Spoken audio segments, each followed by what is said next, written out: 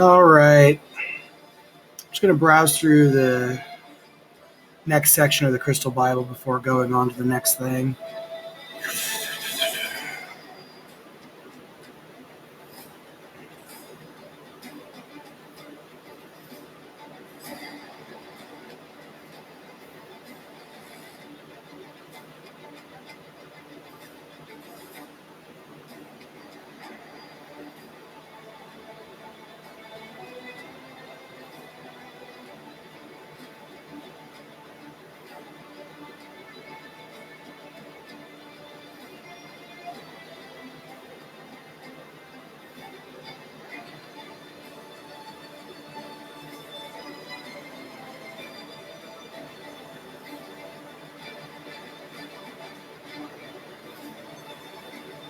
Okay.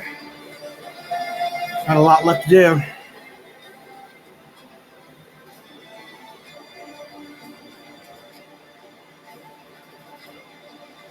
Cool.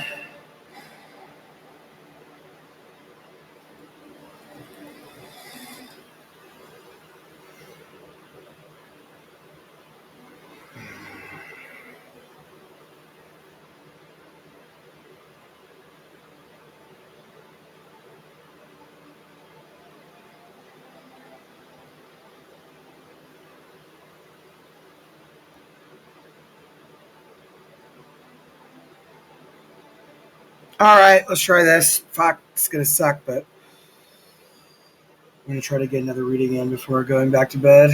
So, need to keep pushing myself. Need to keep doing the discomfort. It's uncomfortable right now because I would rather be sleeping right now. So, 75. OpenStax Chemistry, Chapter 6, Electronic Structure and Periodic Properties of Elements. Chapter outline. 1. Electromagnetic energy. 2. The Bohr model. 3. Development of quantum theory. 4. Electronic structure of atoms. Electron configurations. 5. Periodic variations in element properties. Introduction. In 1054, Chinese astronomers recorded the appearance of a guest star in the sky, visible even during the day, which then disappeared slowly over the next 2 years. The sudden disappearance The sudden appearance was due to a supernova explosion, which was much brighter than the original star. Even though the supernova was observed over millennium ago, the remaining Crab Nebula continues to release energy today. It emits not only visible light, but also infrared light, X-rays, and other forms of electromagnetic radiation. The nebula emits both continuous spectra, thin blue-white glow, and atomic emission spectra, the colored filaments. In this chapter, we will discuss light and other forms of electromagnetic radiation and how they are related to the electronic structure of atoms. We will also see how this radiation can be used to identify elements even from thousands of light years away. 6.1 Electromagnetic Energy. Learning objectives. By the end of this section, you will be able to explain the basic behavior of waves, including traveling waves and standing waves, describe the wave nature of light, use appropriate equations to calculate wave-light properties such as frequency, wavelength, and energy, distinguish between line and continuous emission spectra, describe the particle nature of light. The nature of light has been a subject of inquiry since antiquity. In the 17th century, Isaac Newton performed experiments with lenses and prisms and was able to demonstrate that white light consists of individual colors of the rainbow combined together. Newton explained his optics findings in terms of a corpuscular view of light, in which light is composed of streams of extremely tiny particles traveling at high speeds according to Newton's laws of motion. Others in the 17th century, such as the Christian Huygens, had shown that optical phenomena such as reflection and refraction could be equally well explained in terms of light as waves traveling at high speed through a medium called luminiferous ether that was thought to permeate all space. Early in the 19th century, Thomas Young demonstrated that light passing through narrow, closely spaced slits produced interference patterns that could not be explained in terms of Newtonian particles, but could easily be explained in terms of waves.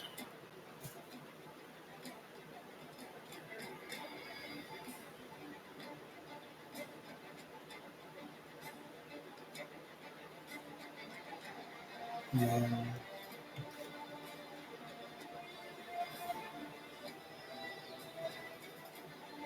Later in the 19th century, after James Clerk Maxwell developed his theory of electromagnetic radiation and showed that light was the visible part of a vast spectrum of electromagnetic waves, the particle view of light became thoroughly discredited. By the end of the 19th century, scientists viewed the particle universe as roughly comprising two separate domains: matter composed of particles moving according to Newton's laws of motion, and electromagnetic radiation consisting of waves governed by Maxwell's equations. Today, these domains are referred to as classical mechanics and classical electrodynamics, or classical electromagnetism. Although there were a few classical phenomena that could not be explained within this framework, scientists at the time were so confident of the overall soundness of this framework that they viewed these aberrations as puzzling paradoxes that would ultimately be resolved somehow within this framework. As we shall see, these paradoxes led to a contemporary framework that intimately connects particles and waves at a fundamental level called wave-particle duality, which has superseded the classical view. Visible light and other forms of electromagnetic radiation play important roles in chemistry, since they can be used to infer energies of electrons within atoms and molecules. Much of modern technology is based on electromagnetic radiation. For example, radio waves from a mobile phone, X-rays used by dentists, and energy used to cook food in your microwave, the radiant heat from red-hot objects, and light from your television screen are forms of electromagnetic radiation that all exhibit wave-like behavior. Waves. A wave is an oscillation or a periodic movement that can transport energy from one point in space to another. Common examples of waves are all around us. Shaking the end of a rope transfers energy from your hand to the other end of the rope. Dropping a pebble into a pond causes a wave to ripple outward along the water's surface. And the expansion of air that accompanies a lightning strike generates sound waves, thunder, that can travel outward for several miles. In each of these cases, kinetic energy is transferred through matter, the rope, water, or air, while the matter remains essentially in place. An insightful example of a wave occurs in sports stadiums when fans in a narrow region of the seats rise simultaneously and stand with their arms raised up for a few seconds before sitting down again, while the fans in neighboring sections likewise stand up and sit down in sequence. While this wave can quickly encircle a large stadium in a few seconds, none of the fans actually travel with the wave. They all stay in or above their seats. Waves need to be restricted to travel through matter. As Maxwell showed, electromagnetic waves consist of an electric field oscillating in step with a perpendicular magnetic field, both of which are perpendicular to the direction of travel. These waves can travel through a vacuum at constant speed of 2.998 times 10 to the 8 meters per second, the speed of light, denoted by c.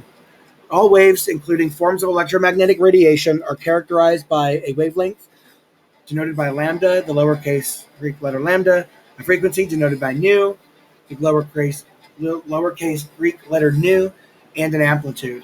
As seen in Figure 6.2, the wavelength is the distance between two consecutive peaks or troughs in a wave, measured in meters in the SI system. Electromagnetic waves have wavelengths that fall within an enormous range. Wavelengths of kilometers to picometers have been observed. The frequency is the number of wave cycles that pass a specified point in space in a specified amount of time. A cycle corresponds to one complete wavelength. The unit for frequency, expressed as cycles per second, is the hertz. Common multiples of this unit are megahertz and gigahertz. The amplitude corresponds to magnitude of the wave's displacement, and so in 6.2, this corresponds to one-half the height between the peaks and troughs. The amplitude is related to the intensity of the wave, which for light is the brightness and for sound is the loudness. The product of a wave's wavelength and its frequency, lambda nu, is the speed of the wave. Thus, for electromagnetic radiation in a vacuum, speed is equal to the fundamental constant c. C equals 2.998 times 10 to the 8 meters per second equals lambda nu. Wavelength and frequency are inversely proportional. As the wavelength increases, the frequency decreases. The inverse proportionality is illustrated in Figure 6.3. This figure shows that electromagnetic spectrum, the range of all types of this electromagnetic radiation. Each of the various colors of visible light has specific frequencies and wavelengths associated with them, and you can see the visible light makes up only a small portion of the electromagnetic spectrum. Because the technologies developed to work in various parts of the electromagnetic spectrum are different, for reasons of convenience and historical legacies, different units are typically used for different parts of the spectrum. For example, radio waves are usually specified as frequencies, while the visible region is usually specified as in wavelengths.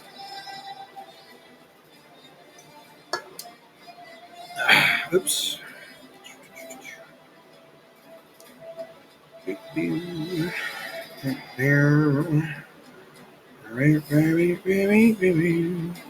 One particularly characteristic phenomenon of waves results when two or more waves come into contact. They interfere with each other. Figure 6.6 shows the interference patterns that arise when light passes through narrow slits closely spaced about a wavelength apart. The fringe patterns produced depend on the wavelength, with the fringes being more closely spaced for shorter wavelength light passing through a given set of slits. When the light passes through the two slits, each slit effectively acts as a new source, resulting in two closely spaced waves coming into contact with the detector, the camera in this case. The dark regions of Figure 6.6 corresponds to regions where the peaks for the wave from one slit happen to coincide through with the troughs for the wave from the other slit, while the brightest regions correspond to the regions where the peaks for the two waves happen to coincide. Likewise, when two stones are tossed together into a pond, interference patterns are visible in the interactions between the waves produced by the stones.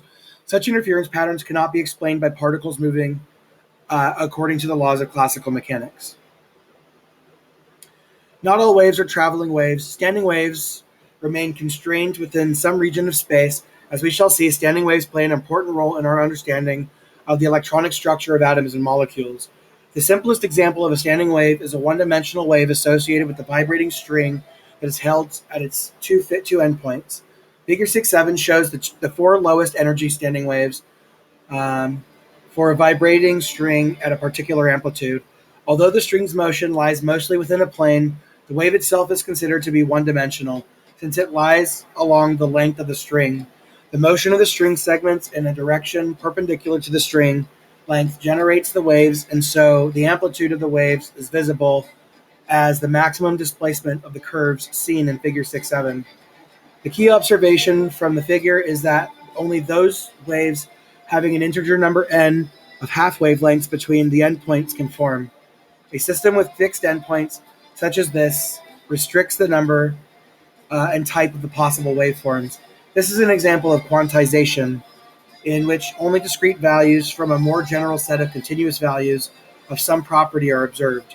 Another important observation is that the harmonic waves, those waves displaying more than one half wavelength, all have one or more points between the two endpoints that are not in motion.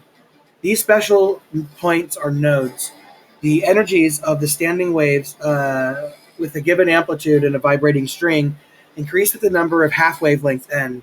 Since the number of nodes is n minus 1, the energy can also be said to depend on the number of nodes, generally increasing as the number of nodes increases. All right. An example of two-dimensional standing waves is shown in Figure 6.8, which shows the vibrating patterns on a flat surface. Although the vibrational amplitudes cannot be seen, they could be in the vibrating string, nodes that have been made visible by sprinkling the drum surface with a powder that collects on the areas of the surface that have minimal displacement. For one-dimensional standing waves, the nodes were points on the line, but for two-dimensional standing waves, the nodes are lines on the surface. For three-dimensional standing waves, the nodes are two-dimensional surfaces within the three-dimensional volume. Blackbody radiation and the ultraviolet catastrophe. The last few decades of the 19th century witnessed intense research activity in commercializing newly discovered electric lighting. This required obtaining a better understanding of the distributions of light emitted from various sources being considered. Artificial lighting is usually designed to mimic natural sunlight within the limitations of the underlying technology. Such lighting consists of a range of broadly distributed frequencies that form a continuous spectrum. Figure 6.9 shows the wavelength distribution for sunlight. The most intense radiation is in the visible region, with the intensity dropping off rapidly for shorter wavelength ultraviolet light and more slowly for longer wavelength infrared light. In Figure 6.9, the solar distribution is compared to a blackbody distribution called a blackbody spectrum that corresponds to a temperature of 5250 degrees Celsius. The blackbody spectrum matches the solar spectrum quite well. A blackbody is a convenient, ideal emitter that approximates the behavior of many materials when heated. It is ideal in the same sense that an ideal gas is convenient, simple representation of real gases that works well, provided that the pressure is not too high or the temperature too low. A good approximation of a blackbody that can be used to observe blackbody radiation is a metal oven that can be heated to very high temperatures. The oven has a very small hole allowing for the light being emitted within the oven to be observed, with a spectrometer so that the wavelengths and their intensities can be measured. Figure 6.10 shows the resulting curves for some representative temperatures. Each distribution depends only on a single parameter, the temperature. The maxima in the blackbody curves, lambda max, shift to shorter wavelengths as the temperature increases, reflecting the observations that metals being heated to high temperatures begin to glow a darker red that becomes brighter as the temperature increases, eventually becoming white hot at very high temperatures as the intensities of all visible wavelengths become appreciable. This common observation was at the heart of the first paradox that showed the fundamental limitations of classical physics that we will examine. Physicists derived mathematical expressions for the blackbody curves using well-accepted concepts from the theories of classical mechanics and classical electromagnetism. The theoretical expressions as functions of temperature fit the observed experimental blackbody curves as well at longer wavelengths, but showed significant discrepancies at shorter wavelengths. Not only did the theoretical curves not show a peak, they absurdly show the intensity becoming infinitely large as wavelength became smaller, which would imply that everyday objects at room temperature should be emitting large amounts of UV light. This became known as the ultraviolet catastrophe because no one could find any problems with the theoretical treatment that could lead to such unrealistic short wavelength behavior. Finally, around 1900, Max Planck derived a theoretical expression for blackbody radiation that fit the experimental observations exactly within experimental error. Planck developed his theoretical treatment by extending the earlier work that had been based on the premise that atoms composing the oven vibrated at increasing frequencies or decreasing wavelengths as the temperature increased, with these vibrations being the source of the emitted electromagnetic radiation, but where the earlier treatments had allowed the vibrating atoms to have any energy values obtained from a continuous set of energies, perfectly reasonable according to classical physics, Planck found that by restricting the vibrational energies to discrete values for each frequency, he could derive an expression for blackbody radiation that correctly had the intensity dropping rapidly for the short wavelengths in the UV region.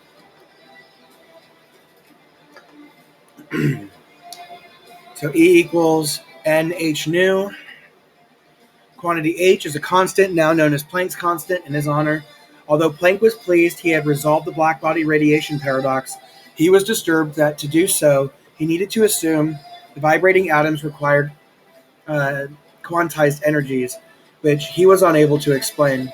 The value of Planck's constant is very small, 6.626 times 10 to the negative 34 joule seconds, which helps explain why energy quantization had not been observed previously in macroscopic phenomena.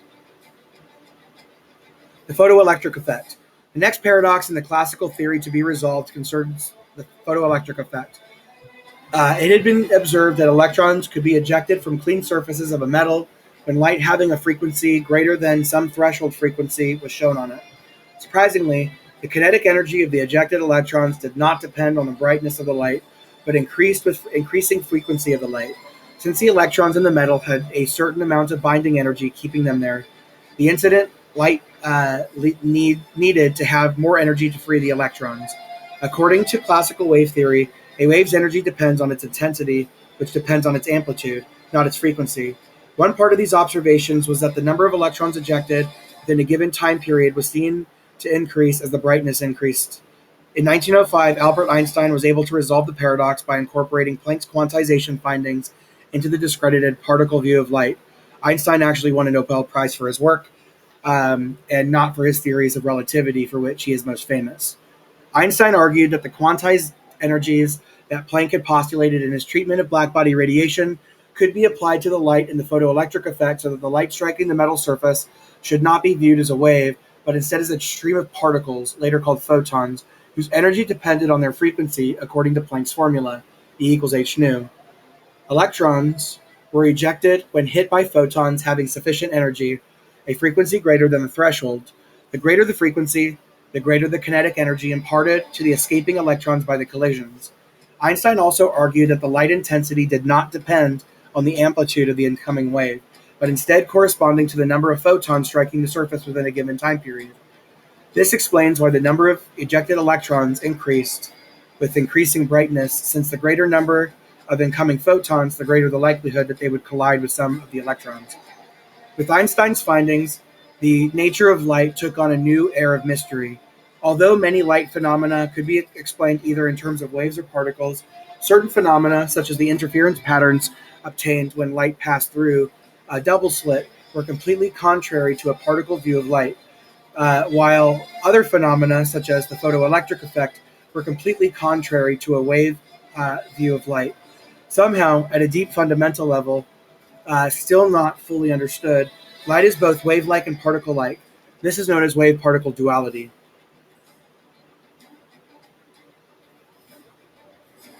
Line spectra. Another paradox within the classical electromagnetic theory that scientists in the late 19th century struggled with concerned the light emitted from atoms and molecules. Ooh, wow.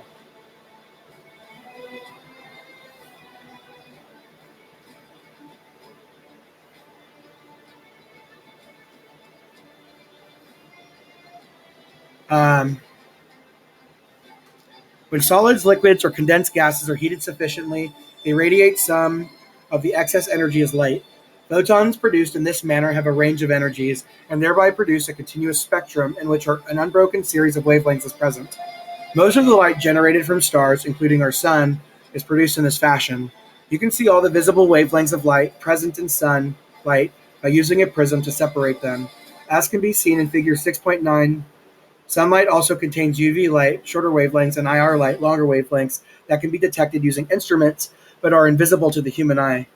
Incandescent solids such as tungsten filaments and incandescent lights also give off light that contains all wavelengths of visible light. These continuous spectra can often be approximated by blackbody radiation curves at some appropriate temperature, such as those shown in figure 610. In contrast to continuous spectra, light can also occur as discrete or line spectra, having very narrow line widths interspersed throughout the spectral region, such as those shown in figure 613. Exciting a gas at low partial pressure using an electrical current or heating it will produce line spectra. Fluorescent light bulbs and neon signs operate in this way. Figure 612. Each element displays its own characteristic set of lines, as do molecules, although their spectra are generally much more complicated. Each emission line consists of a wavelength of light, which implies that the light emitted by a gas consists of a set of discrete energies. However, when an electric discharge passes through a tube containing hydrogen gas at low pressure, the H2 molecules are broken apart into separate H atoms, and we see a blue-pink color. Passing the light through a prism produces a line spectrum, indicating that this light is composed of photons of 4 visible wavelengths, as shown in figure 613. The origin of discrete spectra in atoms and molecules was extremely puzzling to scientists in the late 19th century, since according to classical electromagnetic theory, only continuous spectra should be observed. Even more puzzling, in 1885, Johann Balmer was able to derive an empirical equation that related the 4 visible wavelengths of light emitted by hydrogen atoms to whole integers. That equation is the following one, which k is constant. 1 over lambda equals k, and then there's all that stuff. Other discrete lines for the hydrogen atom were found in the UV and IR regions. Johannes Rydberg generalized Balmer's work and developed an empirical formula that predicted all of hydrogen's emission lines not just those restricted to the visible range where n1 and n2 are integers. n1 is less than n2, and r infinity is the Rydberg constant. So 1 over lambda equals the Rydberg constant, blah, blah, blah. Even in the late 19th century, spectroscopy was a very precise science, and so the wavelength of hydrogen were measured to very high accuracy, which implied that Rydberg constant could be determined very precisely as well. As such a simple formula as the Rydberg formula could account for such precise measurements seemed astounding at the time, but it was the eventual explanation for emission spectra by Niels Bohr in 1913 that ultimately convinced scientists to abandon classical physics and spurred the development of modern quantum mechanics. All right, one sec.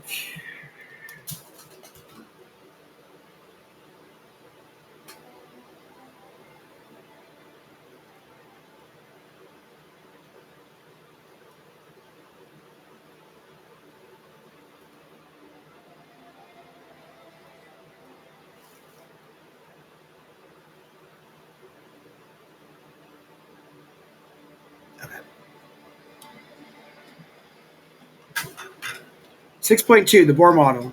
Learning objectives. By the end of this section, you'll be able to describe the Bohr model of the hydrogen atom, use the Rydberg equation to calculate energies of light emitted or absorbed by hydrogen atoms.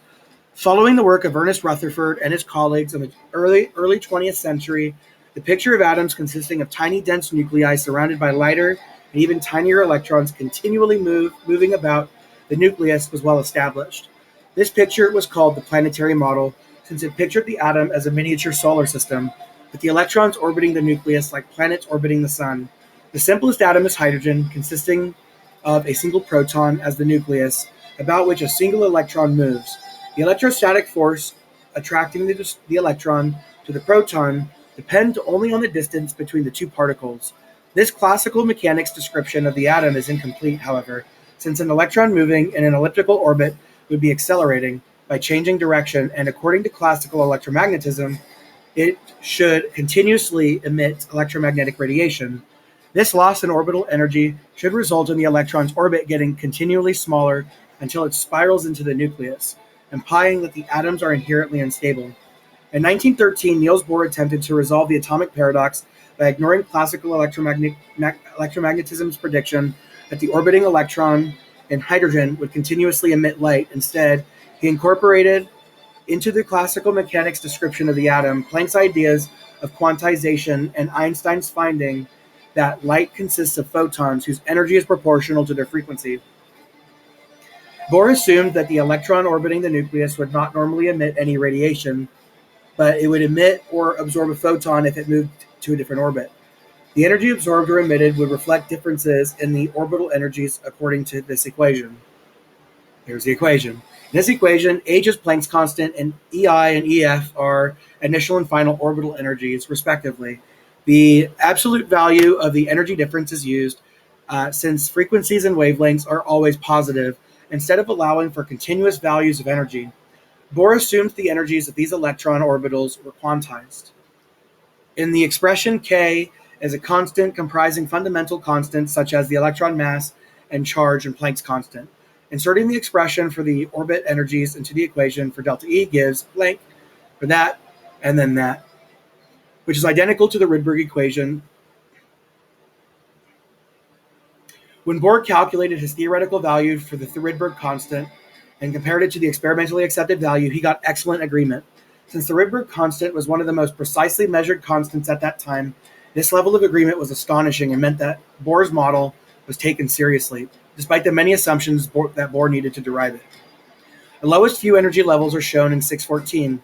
One of the fundamental laws of physics is that matter is most stable with the lowest possible energy. Thus, the electron in a hydrogen atom usually moves in the n equals 1 orbit, the orbit in which it has the lowest energy. When the electron is in this lowest energy orbit, the atom is said to be in the ground electronic state. If the atom receives energy from an outside source, it is possible for the electron to move to an orbit with a higher n value, and the atom is now in an excited electron state with a higher energy. When an electron transitions from an excited state to a less excited state or a ground state, the difference in energy is emitted as a photon. Similarly, If a photon is absorbed by an atom, the energy of the photon moves an electron from a lower energy orbit up to a more excited one. We can relate the energy of electrons and atoms to what we learned previously about energy. The law of conservation of energy says that we can neither create nor destroy energy. Thus, if a certain amount of external energy is required to excite an electron from one energy level to another, that same amount of energy will be liberated when the electron returns to its initial state. Since Bohr's model involved only a single electron, it could be applied to single electron ions He and lithium 2, but beryllium 3, so on, which differ from hydrogen only in their nuclear charges, and so one electron atoms and ions are collectively referred to as hydrogen-like atoms. The energy expression for hydrogen-like atoms is a generalization of the energy atom or hydrogen atom energy, in which Z is the nuclear energy or nuclear charge, and K is the value of 2.179 times 10 to the negative 18 joules. The sizes of the circular orbits for hydrogen-like atoms are given in terms by their radii by the following expression, in which AO is a constant called the Bohr radius with a value of 5.292 times 10 to the negative 11 meters. The equation also shows us that the electron's energy increases. The electron is found at greater distances from the nucleus. This is implied by the inverse dependence of electrostatic attraction on distance, since as the electron moves away from the nucleus, the electrostatic attraction between it and the nucleus decreases, and it is held tightly in the atom. Note that as n gets large and the orbits get larger, their energies get closer to zero, and so the limits n approaches infinity and r approaches infinity imply that E equals 0 corresponds to the ionization limit where electron is completely removed from the nucleus. Thus, for hydrogen in the ground state, n equals 1, the ionization energy would be that equation.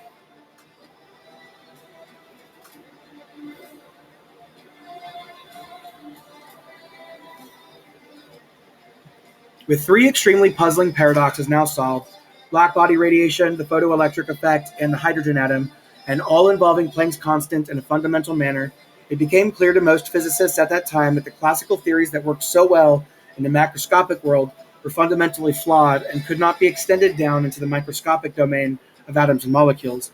Unfortunately, despite Bohr's remarkable achievement in deriving a theoretical expression for the Rydberg constant, he was unable to extend his theory to the next simplest atom, helium, which only has 2 electrons.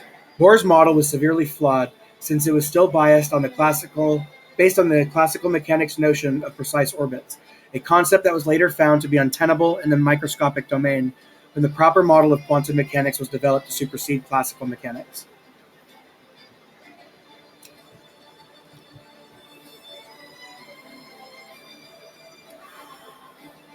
Bohr's model of the hydrogen atom provides insight into the behavior of matter at the microscopic level, but it does not account for electron-electron interactions in atoms with more than one electron. It does introduce several important features of all models used to describe the distribution of electrons in an atom. These features include the following. The energies of electrons in an atom are quantized, described by quantum numbers, integer numbers having only specific allowed value and used to characterize the arrangement of electrons in an atom. An electron's energy increases with increasing distance from the nucleus. The discrete energies lines in the spectra of the elements result from quantized electronic energies. Of these features, the most important is the postulate of quantized energy levels for an electron in an atom. As a consequence, the model laid the foundation for the quantum mechanical model of the atom.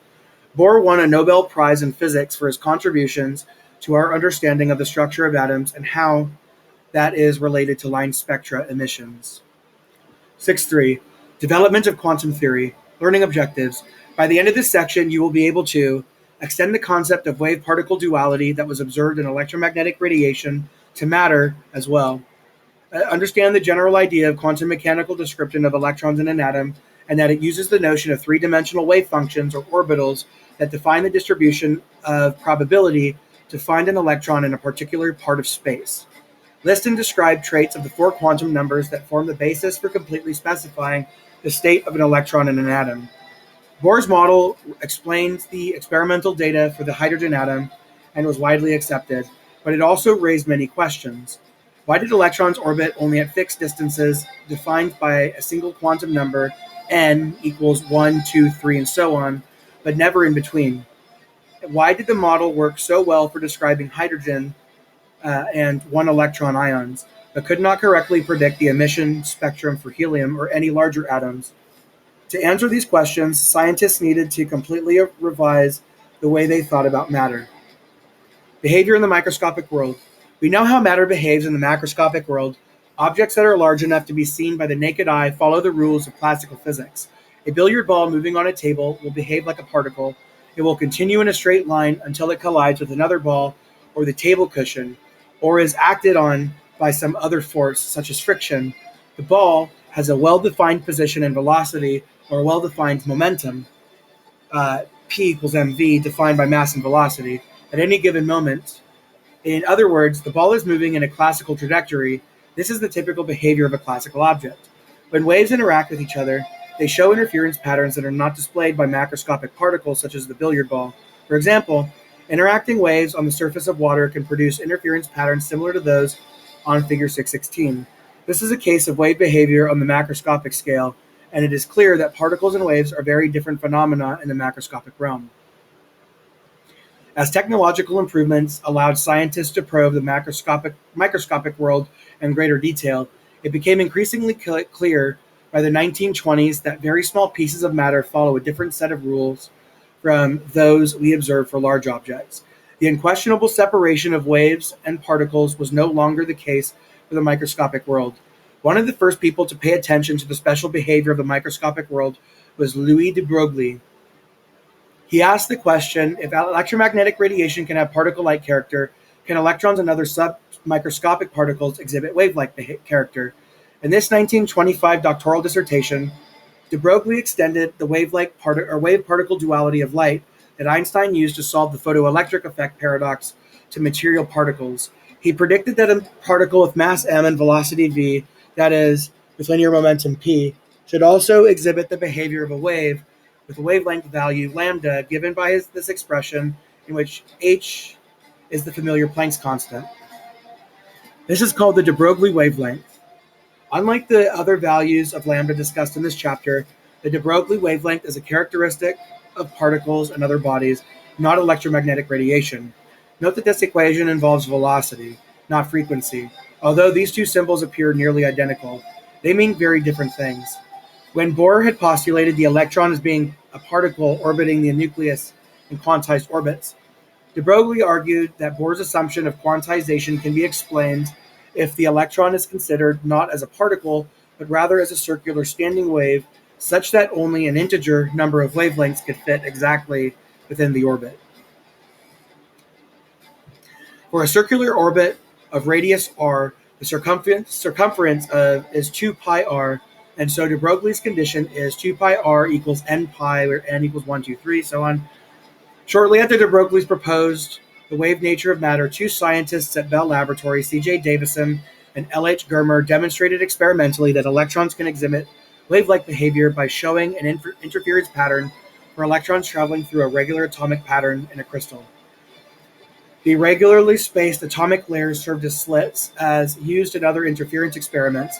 Since the spacing between the layers serving as slits needs to be similar in size to the wavelength of the tested wave for an interference pattern to form, Davison and Germer used a crystalline nickel target for their slits, since the spacing of the atoms within the lattice was approximately the same as the de Broglie wavelengths of the electrons that they used. Figure 618 shows an interference pattern. It is strikingly similar to the interference pattern for light shown in electromagnetic energy for passing light through two closely spaced narrow slits. The wave-particle duality of matter can be seen in Figure 618 by observing what happens if electron collisions are recorded over a long period of time. Initially, when only a few electrons have been recorded, they show clear particle-like behavior, having arrived in small localized packets that appear to be random. As more and more electrons arrived and were recorded, a clear interference pattern that is the hallmark of wave-like behavior emerged. Thus, it appears that while electrons are small localized particles, their motion does not follow the equations of motion implied by classical mechanics, but instead is governed by some type of a wave equation. Thus, the wave-particle duality, first observed with photons, is actually a fundamental behavior intrinsic to all quantum particles. That's so cool. Werner Heisenberg considered the limits of how accurately we can measure properties of an electron or other microscopic particles. He determined that there is a fundamental limit to how accurately one can measure both a particle's position and its momentum simultaneously. The more accurately we measure the momentum of a particle, the less accurately we can determine its position at that time, and vice versa. This is summed up in what we now call the Heisenberg uncertainty principle. It is fundamentally impossible to determine simultaneously and exactly both the momentum and the position of a particle. I'll bet that's wrong. And I could be wrong, but I have an idea that would fix that impossibility, I think. It's actually pretty simple too, but it requires thinking in 3 dimensions instead of 2. So probably have already done it and just shown it's wrong, but I'm going to bet against it because I can, because I'm not very intelligent and I, well, yeah, I'm gonna bet on it just because I can. No explanation needed. For a particle of mass m moving with velocity vx in the x direction, or equivalently with momentum p, the product of the uncertainty in the position delta x and the uncertainty in the momentum delta px must be greater than or equal to h bar over 2, where h bar equals h over 2 pi, the value of Planck's constant divided by 2 pi. There's an equation. This equation allows us to calculate the limit to how precisely we can know both the simultaneous position of an object and its momentum. For example, if we improve our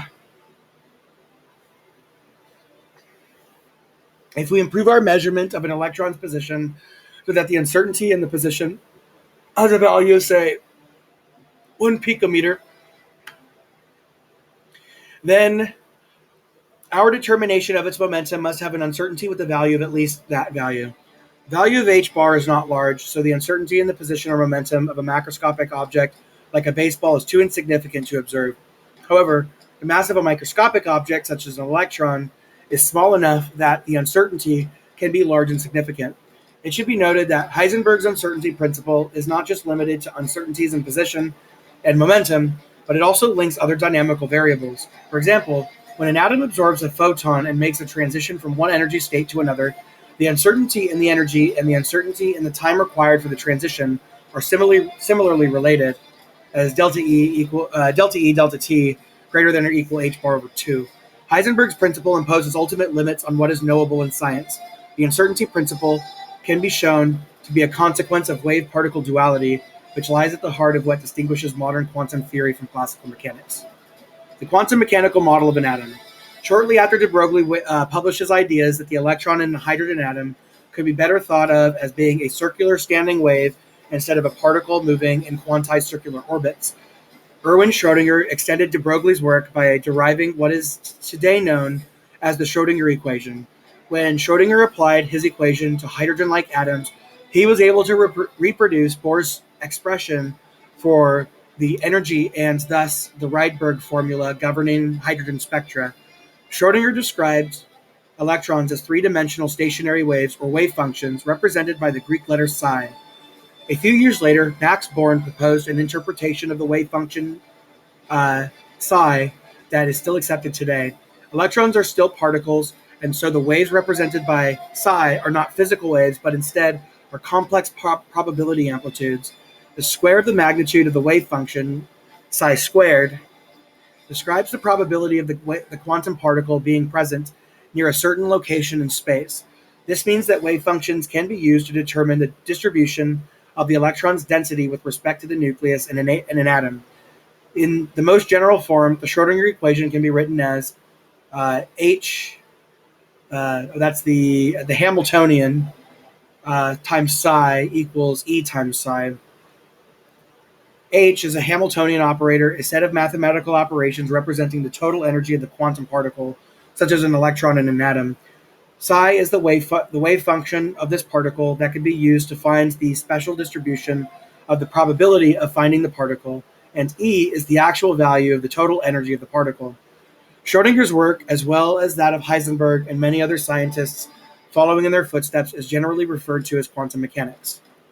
Understanding quantum theory is electrons and atoms. The goal of this section is to understand the electron orbitals, their different energies, and other properties. The use of quantum theory provides the best understanding to these topics. This knowledge is a precursor to chemical bonding. As was described previously, electrons and atoms can exist only on discrete energy levels, but not between them. It is said that energy of an electron in an atom is quantized, that is, it can be only equal only to certain specific values and can jump from one energy level to another, but not transition smoothly or stay between these levels. The energy levels are labeled with an n value, where n equals 1, 2, 3, etc. Generally speaking, the energy of an electron in an atom is greater for greater values of n. This number n is referred to as the principal quantum number. The principal quantum number defines the location of the energy level. It is essentially the same concept as the n in the Bohr atom description. Another name for the principal quantum number is the shell number. The shell of an atom can be thought of as concentric circles radiating out from the nucleus. The electrons that belong to a specific shell are most likely to be found within the corresponding circular area. The further we proceed from the nucleus, the higher the shell number, and so the higher the energy level. The positively charged protons in the nucleus stabilize the electronic orbitals by electrostatic attraction between the positive charges of the protons and the negative charges of the electrons. So the further away the electron is from the nucleus, the greater the energy it has. This quantum mechanical model for where electrons reside in an atom can be used to look at electronic transitions, the events when the electron moves from one energy level to another. If the transition is to a higher energy level, energy is absorbed and the energy change is a positive value. To obtain the amount of energy necessary for the transition to a higher energy level, a photon is absorbed by the atom. A transition to a lower energy level involves a release of energy, and the energy change is negative. This process is accompanied by emission of a photon by the atom. The following equation summarizes these relationships and is based on the hydrogen atom. The values NF and NI are the final and initial energy states of the electron. Example 6.5 in the previous section of the chapter demonstrates calculations of such energy changes. The principal quantum number is one of three quantum numbers used to characterize an orbital. An atomic orbital is a general region in an atom within which an electron is most probable to reside. The quantum mechanical model specifies the probability of finding an electron in the three-dimensional space around the nucleus and is based on solutions of the Schrodinger equation. In addition, the principal quantum number defines the energy of an electron in a hydrogen or hydrogen-like atom or an ion, and the general region in which discrete energy levels of electrons and multi-electron atoms and ions are located. Another quantum number is L, the secondary or angular momentum quantum number. It is an integer that may take on the values L equals 0, 1, 2, and n minus 1. This means that an orbital with n equals 1 can have a value of L equals 0, whereas n equals 2 permits L equals 0 and L equals 1, and so on.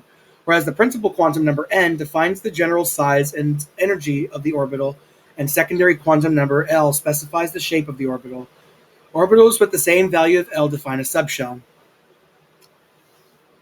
Orbitals with L equals 0 are called s orbitals, and they make up the s subshells. The value L equals 1 corresponds to the p orbitals for a given n.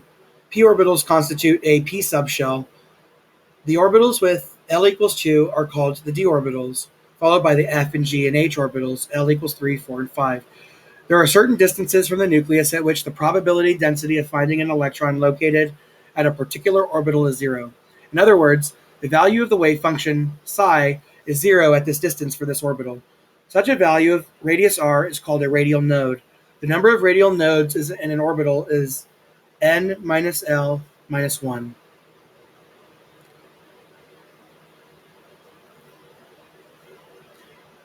Okay. Consider the examples in 620. The orbitals depicted are of the s type, thus L equals 0 for all of them. It can be seen from the graphs that the probability densities that There are 1, 0, 1 equals 0, or 1 minus 0 minus 1 equals 0 places where the density is 0 for 1s. 2 minus 0 minus 1 equals 1 node for 2s, and 3 minus 0 minus 1 equals 2 nodes for the 3s. The s subshell electron density distribution is spherical, and the p subshell has a dumbbell shape. The d and f orbitals are more complex. These shapes represent the three-dimensional regions within which the electron is likely to be found.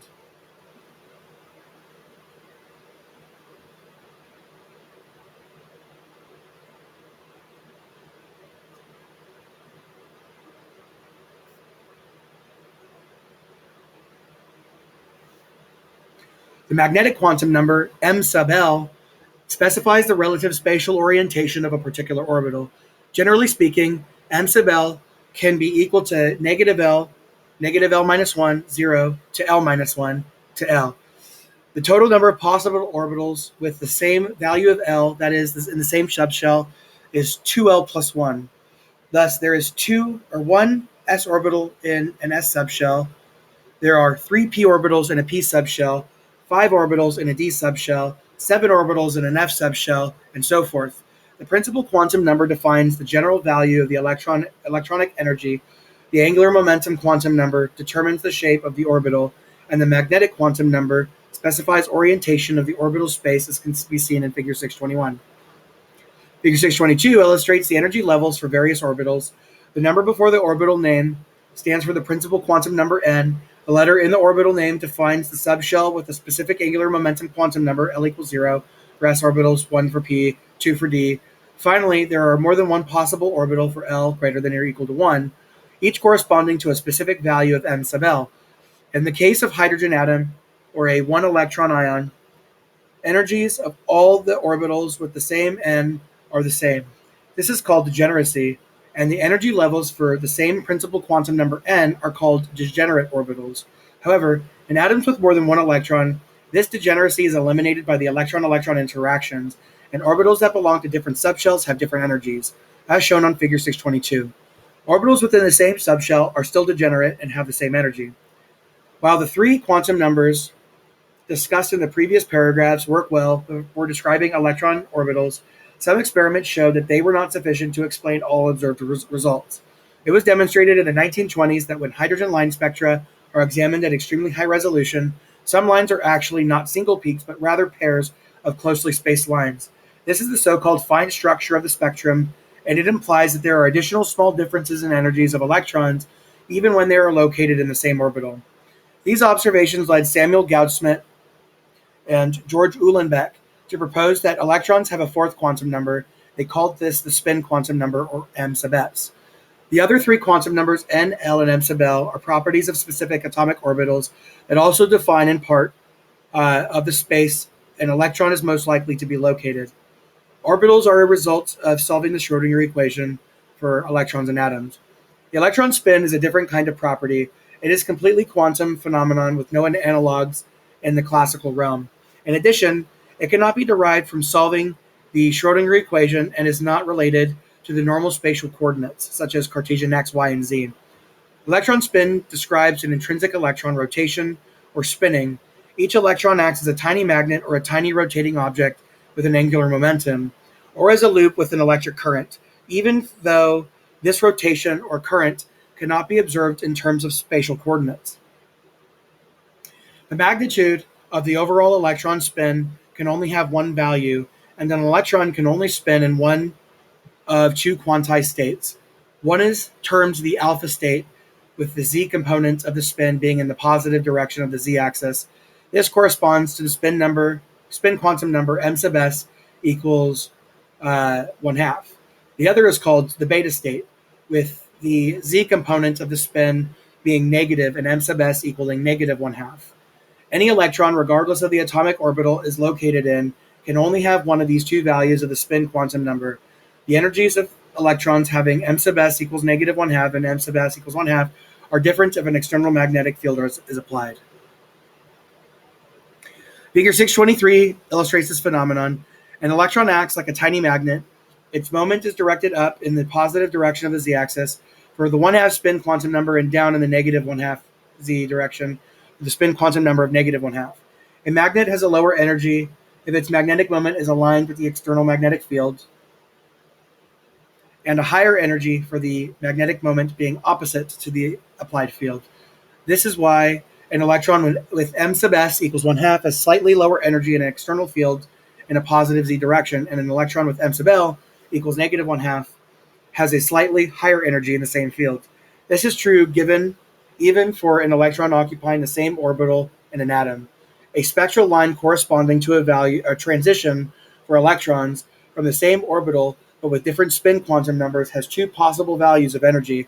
Thus, the line in the spectrum will show a fine structure splitting. The Pauli exclusion principle. An electron in an atom is completely described by four quantum numbers: L, N, L, M sub L, and M sub S. The first three quantum numbers define the orbital, and the fourth quantum number describes the intrinsic electron property called spin. An Austrian physicist, Wolfgang Pauli, formulated a general principle that gives the last piece of information that we need to understand the behavior of electrons in atoms. The Pauli exclusion principle can be formulated as follows. No two electrons in the same atom can have exactly the same set of all the four quantum numbers. What this means is that the two electrons can share the same orbital, the same set of quantum numbers n, l, and m sub l, only if their spin quantum numbers m sub s have different values. Since the spin quantum number can only have two values, no more than two electrons can occupy the same orbital and can be populated by only 0, 1, or 2 electrons. The properties and meaning of the quantum numbers in electrons and atoms are briefly summarized in Table 6.1.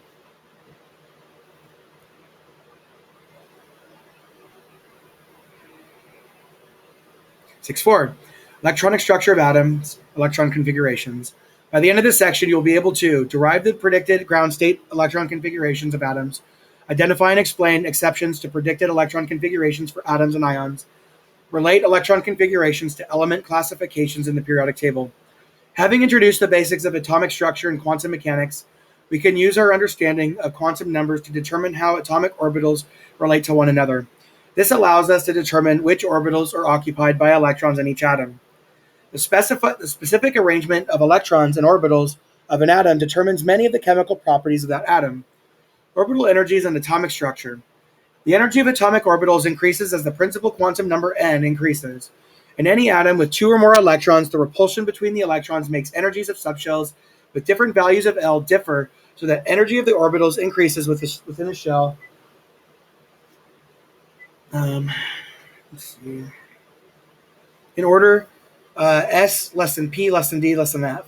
Figure 624 depicts how these two trends in increasing energy relate. The 1s orbital at the bottom of the diagram is the orbital with electrons of the lowest energy. The energy increases as we move up to the second and the 2s and the 2p, the 3s and the 3p orbitals, showing the increasing n value has more influence on energy than the increasing L value for small atoms. However, this pattern does not hold up for larger atoms. The 3d orbital is higher in energy than the 4s orbital. Such overlaps continue to occur frequently as we move up the chart. Electrons in successive atoms on the periodic table tend to fill low energy orbitals first. Thus, many students find it confusing that, for example, the 5p orbital fills immediately after the 4d and immediately before the 6s. The filling order is based on observed experimental results and has been confirmed by theoretical calculations. As the principal quantum number n increases, the size of the orbital increases, and the electrons spend more time further from the nucleus. Thus, the attraction to the nucleus is weaker, and the energy associated with the orbital is higher, less stabilized. And this is not the only effect we have to take into account. Within each shell, as the value of L increases, the electrons are less penetrating, meaning there is less electron density found closer to the nucleus, in the order S greater than P greater than D greater than F. Electrons that are closer to the nucleus slightly repel electrons that are further out, offsetting the more dominant electron nucleus attractions slightly. Recall that all electrons have -1 charges, but nuclei have +C charges. This phenomenon is called shielding and will be discussed in more detail in the next section. Electrons in orbitals that experience more shielding are less stabilized and thus higher in energy. For small orbitals, 1s through 3p, the increase in energy due to n is more significant than the increase due to L. However, for larger orbitals, the two trends are comparable and cannot be simply predicted. We will discuss methods for remembering the observed order. The arrangement of electrons in the orbitals of an atom is called the electron configuration of the atom. We describe the electron configuration with a symbol that contains three pieces of information. 1. The number of principal quantum shell n. 2. The letter that designates the orbital type, the subshell L. And 3. A superscript number that designates the number of electrons in that particular subshell. For example, the notation 2p raised to the 4, or 2p4, indicates 4 electrons in a p subshell, L equals 1, with the principal quantum number of n equals 2. The notation 3d8, read 3d8, indicates 8 electrons in the d subshell, I equal L equals 2, of the principal shell, for which n equals 3.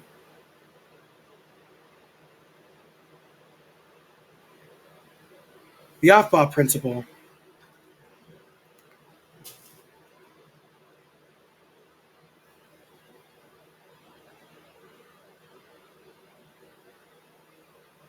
Okay. To determine the electron configuration for any particular atom, we can build the structures in order of atomic numbers. Beginning with hydrogen and continuing across the periods of the periodic table, we add one proton at a time to the nucleus and one electron to the proper subshell until we have described the electron configurations of all the elements. This procedure is called the Aufbau principle, from the German word Aufbau, to build up. Each added electron occupies the subshell of lowest energy available in the order shown in Figure 624, subject to the limitations imposed by the allowed quantum numbers according to the Pauli exclusion principle. Electrons enter higher energy subshells only after lower energy subshells have been filled to capacity. Figure 626 illustrates the traditional way to remember the filling order for atomic orbitals. Since the arrangement of the periodic table is based on the electron configurations, Figure 627 provides an alternative method for determining the electron's configuration. The filling order simply begins at hydrogen and includes each subshell, as you can proceed in an increasing z order. For example, after filling the 3p block up to AR, we see the orbital will be 4s, followed by the 3d orbitals. Oops. We will now construct the ground state electron configuration and orbital diagram for a selection of atoms in the first and second periods of the periodic table.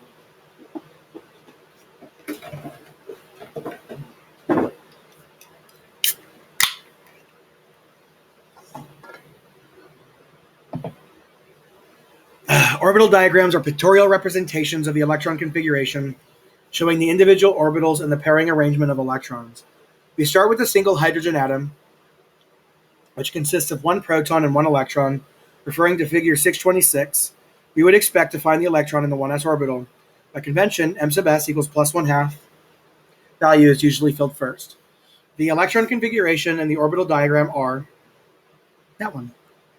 Following hydrogen is the noble gas helium, which has an atomic number of 2. The helium atom contains 2 protons and 2 electrons. The first electron has the same 4 quantum numbers as the hydrogen atom electron. N equals 1. Oh, okay, so that's that. The second electron also goes into the 1s orbital and fills that orbital. The second electron has the same n, l, and m sub l quantum numbers, but must have the opposite spin quantum number, m sub s equals minus 1/2. This is in accord with the Pauli exclusion principle. No 2 electrons in the same atom can have the same set of 4 quantum numbers. For orbital diagrams,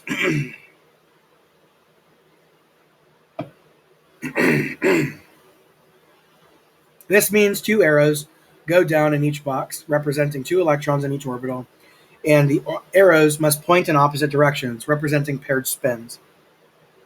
The electron configuration and orbital diagram of helium are that one. The n equals 1 shell is completely filled in the helium atom. The next atom is the alkali metal lithium with an atomic number of 3. The first 2 electrons in lithium fill the 1s orbital and have the same sets of 4 quantum numbers as the 2 electrons in helium. The remaining electron must occupy the orbital of lowest energy, the 2s orbital. Thus, the electron configuration and orbital diagram of lithium are that one. An atom of the alkaline earth metal beryllium with an atomic number 4 contains 4 protons in the nucleus and 4 electrons surrounding the nucleus. The fourth electron fills the remaining space in the 2s orbital. Boink! An atom of boron contains 5 electrons. The n = 1 shell is filled with 2 electrons, and 3 electrons will occupy the n = 2 shell. Because any s subshell can contain only 2 electrons, the 5th electron must occupy the next energy level, which will be a 2p orbital. There are 3 degenerate 2p orbitals, m sub l equals -1, 0, plus 1, and the electron can occupy any one of these p orbitals.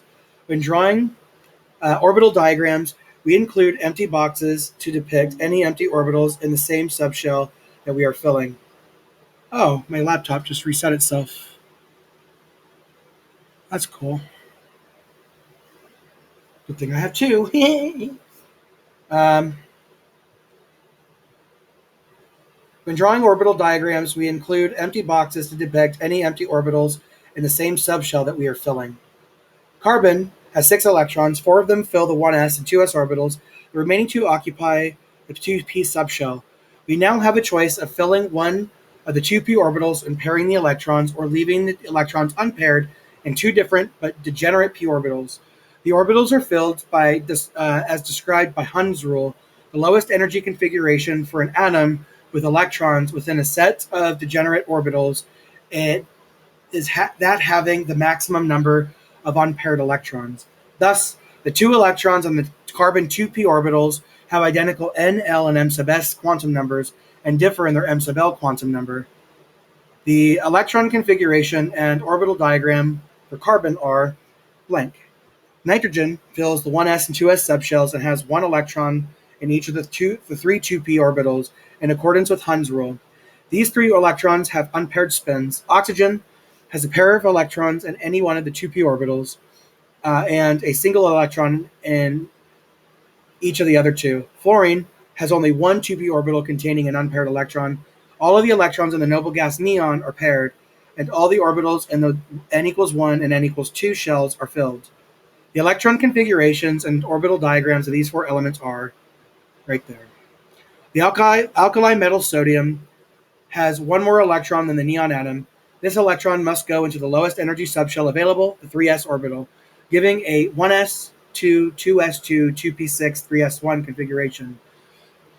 The electrons occupying the outermost shell orbitals are called valence electrons, and those occupying the inner shell orbitals are called core electrons.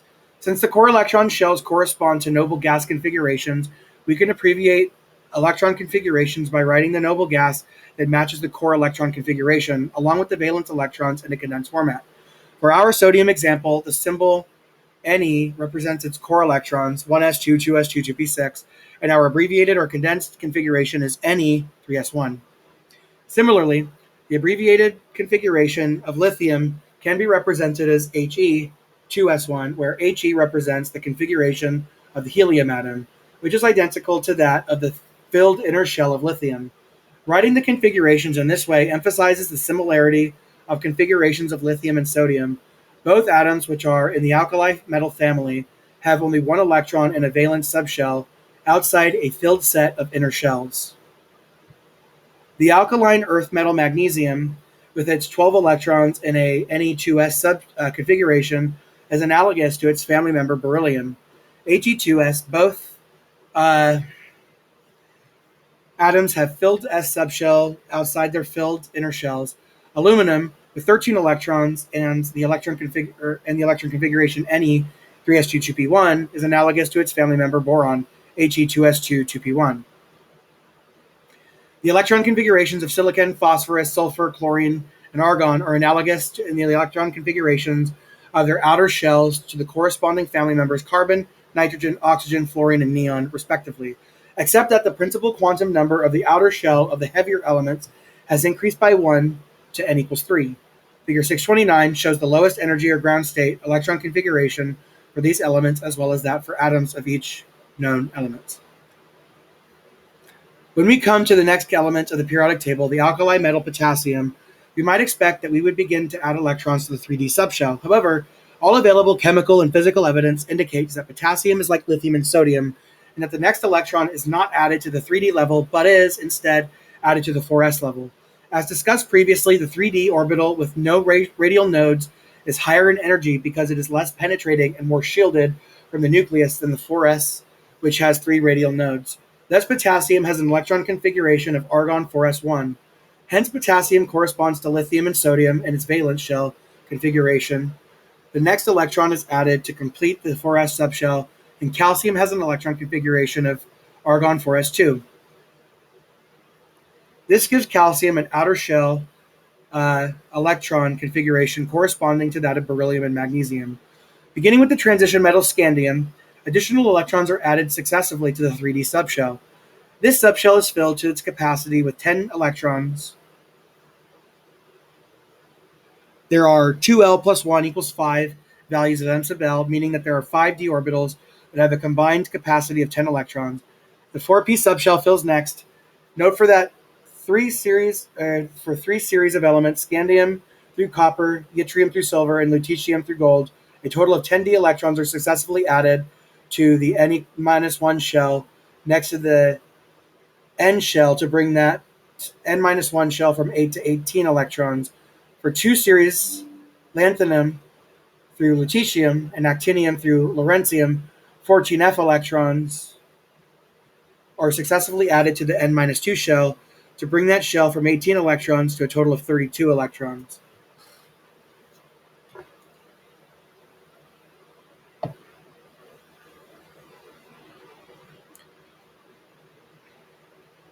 The periodic table can be a powerful tool in predicting the electron configuration of an element.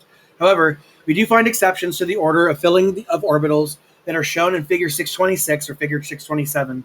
For instance, the electron configurations shown in of the transition metals chromium and copper, among others, are not those we would expect. In general, such exceptions involve subshells with very similar energy, and small effects can lead to changes in the order of filling. In the case of chromium and copper, we find that half-filled and completely filled subshells apparently represent conditions of preferred stability. This stability is such that an electron shifts from the 4s into the 3d orbital to gain the extra stability of a half-filled 3d subshell or a filled 3d subshell. Other exceptions also occur. For example, niobium is predicted to have the electron configuration krypton 5s2 4d3.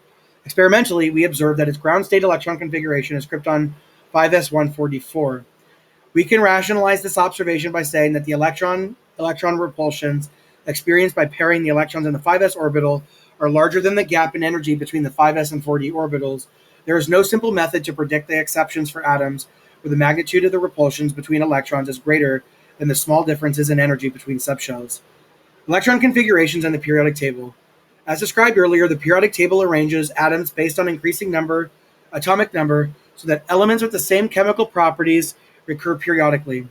When their electron configurations are added to the table, we also see a periodic recurrence of similar electron configurations in the outer shells of these elements. Because they are in the outer shell of an element, valence electrons play the most important role in chemical reactions. The outer electrons have the highest energy of the electrons in an atom and are more easily lost or shared than the core electrons. Valence electrons are also the determining factor in some physical properties of the elements. Elements in any one group or column have the same number of valence electrons. The alkali metals, lithium and sodium, each only have 1 valence electron. The alkaline earth metals, beryllium and magnesium, each have 2. And the halogens, fluorine and chlorine, each have 7 valence electrons. The similarity in chemical properties among these elements of the same group occurs because they have the same number of valence electrons. It is the loss, gain, or sharing of valence electrons that defines how elements react. It is important to remember that the periodic table was developed on the basis of the chemical behavior of the elements well before any idea of their atomic structure was available. Now we can understand why the periodic table has the arrangement it has. The arrangement puts elements whose atoms have the same number of valence electrons in the same group. This arrangement is emphasized in Figure 629, which shows in periodic table form the electron configuration of the last subshell to be filled by the Aufbau principle. The colored sections of Figure 629 show the 3 categories of elements classified by the orbitals being filled main group, transition, and intertransition elements. Those classifications determine which orbitals are counted in the valence shell or highest energy level orbitals of an atom. Main group elements, sometimes called representative metal elements, are those in which the last electron added enters an s or p orbital in the outermost shell. Shown in blue and red in 629, this category includes all the nonmetallic elements as well as many metals and the metalloids. The valence electrons for main group elements are those at the highest n level. For example, gallium has an electron configuration of argon 4s2 3d10 4p1, which contains 3 valence electrons underlined. The completely filled d orbitals count as core, not valence electrons. 2. Transition elements or transition metals. These are metallic elements in which the last electron added enters a d orbital. The valence electrons, those added after the last noble gas configuration, and these elements include the ns and n-1 d electrons. The official IUPAC definition of transition elements specifies those with partially filled d orbitals. Thus, elements with completely filled orbitals, zinc, cadmium, mercury, as well as copper, silver, and gold in 629, are not technically transition elements. However, the term is frequently used to refer to the entire D block, and we will adopt this usage in this textbook. Intertransition elements are metallic elements in which the last electron added occupies an f orbital. They are shown in green in figure 629. The valence shells of the intertransition elements consist of n-2 f and the n-1 d and the ns subshells. There are 2 intertransition series: A, the lanthanide series, lanthanum through lutetium, and the actinide series, actinium through lawrencium. Lanthanum and actinium, because of their similarities to the other members of the series, are included and used to name the series, even though they are transition metals with no f electrons. Electron configurations of ions. Ions are formed when atoms gain or lose electrons. A cation forms when one or more electrons are removed from a parent atom. For main group elements, the electrons that were added last are the first electrons removed. For transition metals, the intertransition metals, however, electrons in the s orbital are easier to remove than the d and f electrons, so the highest ns electrons are lost, and the n-1 d and n-2 f electrons are removed. An anion forms when one or more electrons are added to a parent atom. The added electrons fill the order predicated by the Aufbau principle. 6.5. Periodic variations in element properties. By the end of this section, you will be able to describe and explain the observed trends in atomic size, ionization energy, and electron affinity of the elements. The elements and groups of the periodic table exhibit similar chemical behavior. This similarity occurs because the members of a group have the same number and distribution of electrons in their valence shells. However, there are also other patterns in chemical properties on the periodic table. For example, as we move down a group, the metal character of the atoms increases.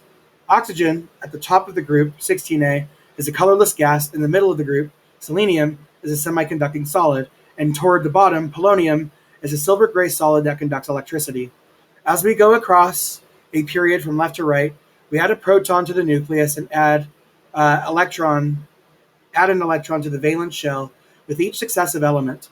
As we go down the elements in a group, the number of electrons in the valence shell remains constant, but the principal quantum number increases by 1 each time. An understanding of the electron structure of the elements allows us to examine some of the properties that govern their chemical behavior. These properties vary periodically as the electronic structure of the elements changes. They are 1. Size of atoms and ions, 2. Ionization energies, and 3. Electron affinities. Variation in covalent radius. The quantum mechanical picture makes it difficult to establish a definite size of an atom. However, there are several practical ways to define the radius of atoms and, thus, to determine their relative sizes that give roughly similar values. We will use the covalent radius, which is defined as 1/2 the distance between the nuclei of 2 identical atoms when they are joined by a covalent bond. This measurement is possible because atoms within molecules still retain much of their atomic identity. We know that as we scan down a group, the principal quantum number n increases by 1 for each element. Thus, The electrons are being added to a region of space that is increasingly distant from the nucleus. Consequently, the size of the atom and its covalent radius must increase as we increase the distance of the outermost electrons from the nucleus. This trend is illustrated for the covalent radii of the halogens in Table 6.2 and Figure 630. The trends of this entire periodic table can be seen in Figure 630. No, I'm not going to look at it. As shown in Figure 631, as we move across the period from left to right, we generally find that each element has a smaller covalent radius than the element preceding it. This might seem counterintuitive because it implies that atoms with more electrons have a smaller atomic radius. This can be explained with the concept of effective nuclear charge, ZF. This is the pull exerted on a specific electron by the nucleus, taking into account any electron repulsions. For hydrogen, there is only one electron, and so the nuclear charge Z and the effective nuclear charge ZF are equal. For all other atoms, the inner electrons partially shield the outer electrons from the pull of the nucleus, and thus ZF equals Z minus Z shielding. Z shielding is determined by the probability of another electron being in between the electrons of interest and the nucleus, as well as by the electron repulsions the electron of interest encounters.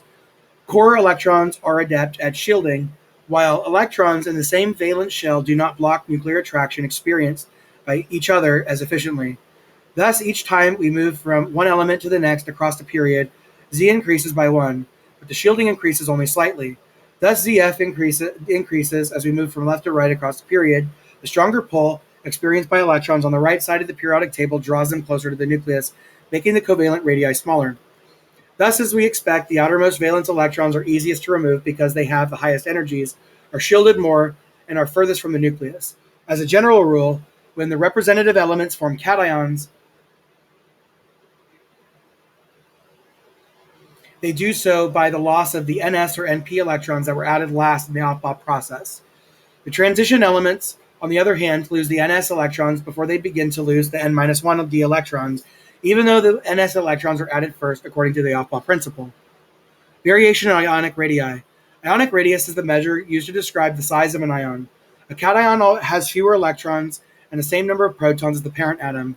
It is smaller than the atom from which it is derived. For example, the covalent radius of an aluminum atom, 1s2, 2s2, 2p6, 3s2, 3p1, is 118 picometers, whereas the ionic radius of an aluminum 3 plus ion is 1s2, 2s2, 2p6, which is 68 picometers. As electrons are removed from the outer valence shell, the remaining core electrons occupying smaller shells experience a greater effective nuclear charge and are drawn even closer to the nucleus. Cations with larger charges are smaller than cations with smaller charges. Proceeding down the groups of the periodic table, we find that cations of successive elements with the same charge generally have larger radii, corresponding to an increase in principal quantum number n. An anion is formed by the addition of one or more electrons to the valence shell of an atom. This results in a greater repulsion among the electrons and a decrease in the Z effective per electron. Both affect the increased number of electrons and decreased ZF. Note, cause the radius of an anion to be larger than that of the parent atom. For example, a sulfur atom has a covalent radius of 104 picometers, whereas the ionic radius of the sulfide anion is 170 picometers. For consecutive elements proceeding down any group, anions have larger principal quantum numbers and thus larger radii. Atoms and ions that have the same electron configuration are said to be isoelectronic. Examples of isoelectronic species are nitrogen 3-, oxygen 2-, fluorine-, neon, sodium plus, magnesium 2+, aluminum 3+, because it's all 1s2, 2s2, 2p6. Another isoelectronic series is those. For atoms or ions that are isoelectronic, the number of protons determines the size. The greater the nuclear charge, the smaller the radius in a series of isoelectronic ions and atoms. Variation ionic energies.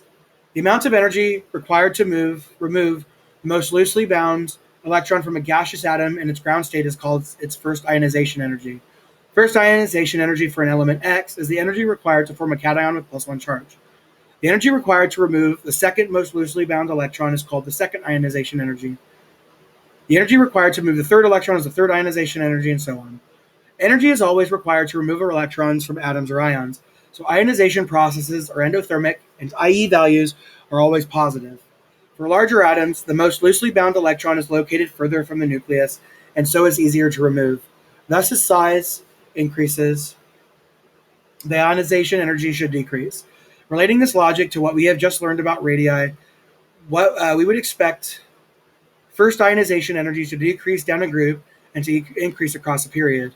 Figure 633 graphs the relationship between the first ionization energy and the atomic number of several elements and values of, hold on,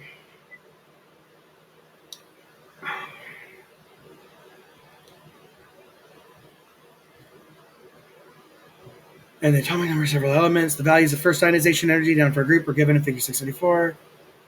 Within a group, the IE1 generally increases with increasing Z. Down a group, the IE value generally decreases with increasing Z. There are some systematic deviations from this trend, however.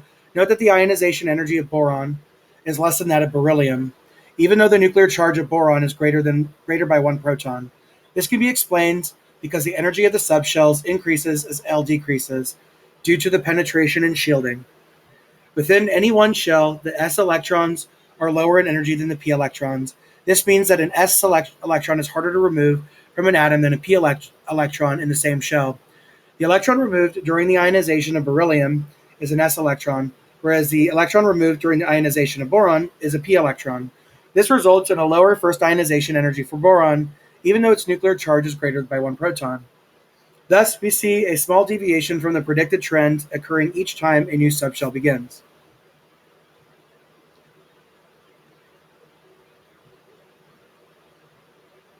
Another deviation occurs as orbitals become more than one half filled.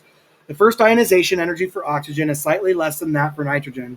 Despite the trend in increasing IE1 values across a period, looking at orbital diagram of oxygen, we can see that removing one electron will eliminate the electron-electron repulsion caused by pairing the electrons in the 2p orbital and will result in a half-filled orbital. Analogous changes occur in preceding orbitals. Removing an electron from a cation is more difficult than removing an electron from a neutral atom because of the greater electrostatic attraction to the cation. Likewise, removing an electron from a cation with a higher positive charge is more difficult than removing an electron from an ion with a lower charge. Thus, successive ionization energies for one element will always increase. As seen in Table 6.3, there is a large increase in the ionization energies for each element. This jump corresponds to removal of the core electrons, which are harder to remove than the valence electrons. For example, scandium and gallium both have 3 valence electrons, so the rapid increase in ionization energy occurs after the third ionization. Variation in electron affinities. The electron affinity is the energy change for the process of adding an electron to a gaseous atom to form an anion. This process can be either endothermic or exothermic depending on the element. The EA of some elements is given in figure 635. You can see that many of these elements have negative values of EA, which means that energy released when the gaseous atom accepts an electron. However, for some elements, energy is required for the atom to become negatively charged, and the value of their EA is positive. Just as with the ionization energy, subsequent EA values are associated with forming ions with more charge. The second EA is the energy associated with adding an electron to an anion to form a -2 ion, and so on. As we might predict, it becomes easier to add an electron across a series of atoms as the effective nuclear charge of the atoms increases. We find, as we go from left to right across a period, EAs tend to become more negative. The exceptions found among the elements of Group 2, Group 15, and Group 18 can be understood based on the electronic structure of these groups. The noble gases, Group 18, have a completely filled shell, and an incoming electron must be added to a higher n level, which is more difficult to do. Group 2 has a filled NS subshell, and so the next electron added goes into a higher NP. So again, the observed EA value is not as the trend would predict. Finally, Group 15 has a half-filled NP subshell, and the next electron must be paired with an existing NP electron. In all these cases, the initial relative stability of the electron configuration disrupts the trend in EA. We also might expect the atom at the top of each group to have the most negative EA. Their first ionization potential suggests that these atoms have the largest effective nuclear charges. However, as we move down a group, we see that the second element in the group most often has the most negative EA. This can be attributed to the small size of the n=2 shell and the resulting large electron repulsions. For example, chlorine with an EA value of negative 348 kilojoules per mole has the highest value of any element in the periodic table. The EA of fluorine is negative 322 kilojoules per mole. When we add an electron to a fluorine atom to form a fluoride anion, we add an electron to the n equals 2 shell. The electron is attracted to the nucleus, but there is also significant repulsion from other electrons already present in this small valence shell. The chlorine atom has the same electron configuration in the valence shell, but because the entering electron is going into the n equals 3 shell, it occupies a considerably larger region of space, and the electron-electron repulsions are reduced. The entering electron does not experience as much repulsion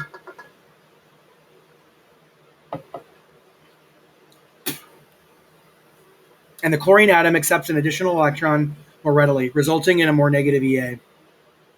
The properties discussed in this section are central to understanding chemical reactivity. For example, because fluorine has an energetically favorable EA and a large energy barrier to ionization, it is much easier to form fluorine anions and cations. Metallic properties, including conductivity and malleability, the ability to be formed in sheets, depend on having electrons that can be moved easily. Thus, metallic character increases as we move down a group and decreases across a period in the same trend observed for atomic size because it is easier to remove an electron that is further away from the nucleus. All right, that's it. Ow.